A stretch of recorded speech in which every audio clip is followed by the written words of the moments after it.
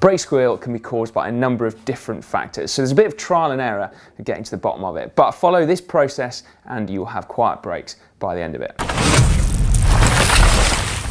First of all, we're going to check the rotors. So stick your bike in a work stand. If you haven't got one, just pop it upside down, but be careful if you've got a dropper post that you don't put it on the lever. Then we're going to look at the rotor and make sure that it's straight. Now, give the wheel a spin, keeping your fingers well away from the rotor because you don't want to get them stuck in there. And just have a look at it as it's going through the caliper and make sure it's straight. If it is bent at all, then you can try and straighten it with an adjustable spanner.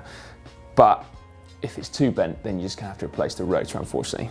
The rotor itself needs to be super clean, free from oil particularly. That can really cause it to howl. So to sort it out, use a disc brake cleaner or a solvent and give it a good clean. If you're already out on the trail though, you could actually just use a bit of mud, put that on the brakes and then brake hard, and that potentially can clean it off.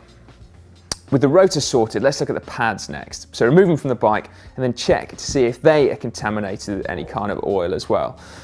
Now, it's really highly likely that if your brakes are squealing, particularly the back one, that is the case.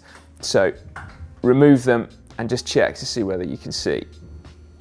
If they are, then you've got two options. Firstly, you can try the mud trick, brake hard, and hopefully that'll clean it off. Or, cheeky little pro tip, if you happen to have a blowtorch handy, and who doesn't, stick it in a vise and then you can actually boil off the oil from the pads.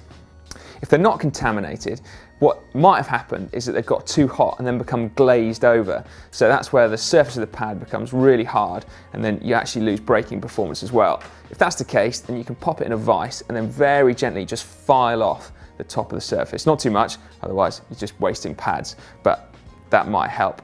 Lastly, we'll look at the caliper itself. Now, it should sit squarely over the rotor and you should be able to see an equal amount of space on either side of the pads. Now, if it's not and the wheel isn't spinning freely, then it is a really quick job just to try and square it. It's a case of loosening the two mounting bolts there so there's a bit of freedom on the caliper and then squeezing the levers tight and then retightening the bolts, and that generally does it.